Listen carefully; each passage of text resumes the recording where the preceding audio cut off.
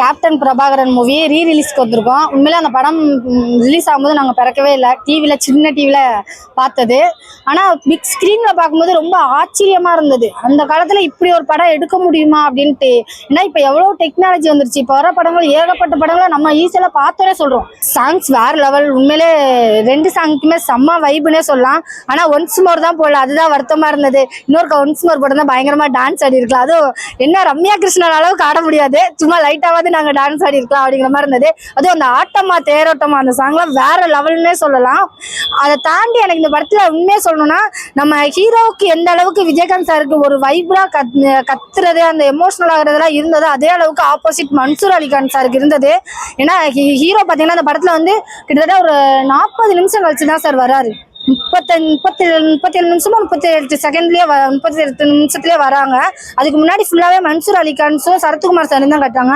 மன்சூர் அலிகானோட அந்த பேக் சைட்ல திரும்பின மாதிரி வெறும் செயின் மட்டும் போட்ட மாதிரி ஒரு டைலாக் வரும். அதுக்கே பசங்களாம் எழுந்து கத்த ஆரம்பிச்சிட்டாங்க. செம்ம ஒரு ஆக்டிங்கு.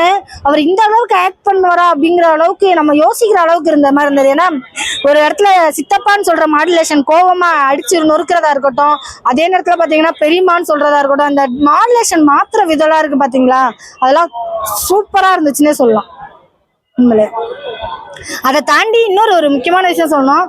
நிறைய அரசியல் சார்ந்த டைலாக்லாம் அந்த படத்துல இருக்கு. உண்மையில இப்போ உள்ள ஜென்ரேஷன் நிறைய பேருக்கு புரியாம இருக்குல்ல, அவங்க எல்லாருமே வந்து பார்க்கலாம் அந்த படத்தை. அவ்வளோ அரசியல் சார்ந்து சட்டம்ங்கிறதெல்லாம் தாண்டி எந்த மாதிரி அரசியல்லாம் முன்னாடில இருந்து நகர்ந்துருக்குங்கிற விஷயத்தையே தெளிவா காமிச்ச மாதிரி இருக்கும். அந்த டைலாக்ல செம்மையா இருக்கும். எனக்கு என்ன தோணுச்சுன்னா, எப்படா அந்த காலத்துல இப்ப நடக்கக்கூடிய அந்த அரசியல் சம்பவங்களா இருக்கட்டும், ஒரு பெண்களுக்கு நடக்க பாதுகாப்பு இல்லாம இருக்கிறது, இப்ப நம்ம நிறைய நியூஸ் பாக்குறோம்ல, அதை கொண்டுமே அவங்க கேட்ட கேள்வியா இருக்கட்டும், அதெல்லாம் பயங்கரமா இருந்த மாதிரி இருந்தது. இப்ப நடக்கிற சூழ்நிலையை வச்சு இப்ப ஒரு படம் எடுத்தா டைலாக் எந்த மாதிரி இருக்குமோ அந்த மாதிரி அந்த படத்துல டைலாக் இருந்தது. அதை தாண்டி இந்த படத்தை எல்லாருமே பார்க்கணுங்கிறத தாண்டி சினிமா துறையில இருக்கவங்க முக்கியமா பார்க்கணும்னு நான் நினைக்கிறதுக்கு ஒரே காரணம் அந்த ட்ரெயின் ஷாட் தான். எப்படி எடுத்திருக்காங்க அப்படிங்கிறது அவ்வளோ ஒரு பிரம்மாண்டங்கிறதெல்லாம் தாண்டி எவ்வளவோ காசு கோடி கணக்கில் செலவு பண்ணி படம் எடுக்கிறாங்க. ஆனா பாத்தீங்கன்னா அசால்ட்டா மிஸ்டேக் கண்டுபிடிச்சிட்டு போயிடறாங்க. ஆனா இப்போ வரைக்குமே யோசிக்கிறேன். அதனாலதான் டேரக்டர் ஒரு ரெக்வஸ்டா கேட்கிறேன், தயவு செய்து அது எப்படின்னு சொல்லி ஒரு மேக்கிங் வீடியோவாவது யூடியூப்ல போட்டு விடுங்க அப்படிங்கிற மாதிரி. ஏன்னா எப்படி எடுத்திருப்பாங்க, ரோப் இல்ல, அந்த ஷாட் எந்த மாதிரிலாம் போயிருக்கும், உண்மையில விஎஃப்எக்ஸ் உண்மையில அந்த காலத்துல பண்ணிட்டாங்களா, விஎஃப்எக்ஸ் தான் பண்ணாங்களா, இல்ல இவங்க ஒரிஜினலா எடுத்தாங்களா அப்படிங்கிற மாதிரிலாம் இருக்கும்ல, அந்த மாதிரி இருந்தது. இப்ப நிறைய படங்கள் யானையெல்லாம் வச்சு வருது. அந்த தந்தத்தெல்லாம் பார்க்கும்போது பார்த்தீங்கன்னா தெர்மாக்கோலுங்கிறது ஈஸியா நம்மளால கண்டுபிடிச்சிட முடியுது. இங்க அப்படியே அடுக்கி வச்சிருப்பாங்க அந்த தந்தம், அது செதறும். அந்த ஒரு இடத்துல கூட அது தெர்மாக்கோல் இல்ல, தெர்மாக்கோலா இருக்க வாய்ப்புல ஏதாவது மரக்கட்டையில கூட பெயிண்ட் அடிச்சு வச்சிருக்கலாம் அப்படிங்கிற மாதிரி தான் ஃபீல் இருந்தது. அந்த மாதிரி ஒரு மேக்கிங் வேற எந்த படத்துலயுமே வராதுன்னு நான் நினைக்கிறேன். சூப்பரா இருந்ததுன்னு சொல்லலாம். தயவுசெய்து எல்லாருமே தியேட்டர்ல பாருங்க.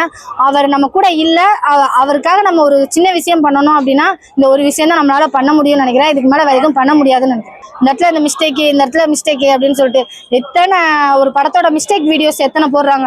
ஆனா இந்த படத்துல எப்படி எடுத்தாங்கன்னு யோசிக்கிறதுக்கே ஒரு வீடியோ போடணும்னு நினைக்கிறேன். அந்த அளவுக்கு படம் சூப்பரா இருந்தது.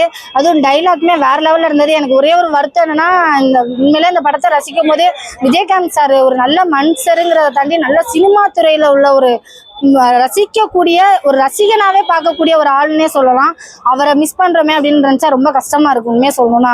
ஏன்னா அந்த டைலாக் அவர் பேசும்போது, நான் மக்கள்ல ஒருவன் அப்படின்னு அவர் சொல்லுவாரு, நான் உங்கள ஒருவனா தான் பேசுறேன் அப்படின்னு சொல்லும் போது கூட அந்த நம்மளுக்கு அவர் மேடையில பேசின அந்த வார்த்தைகள்லாம் ரொம்ப மைண்ட்ல வருது.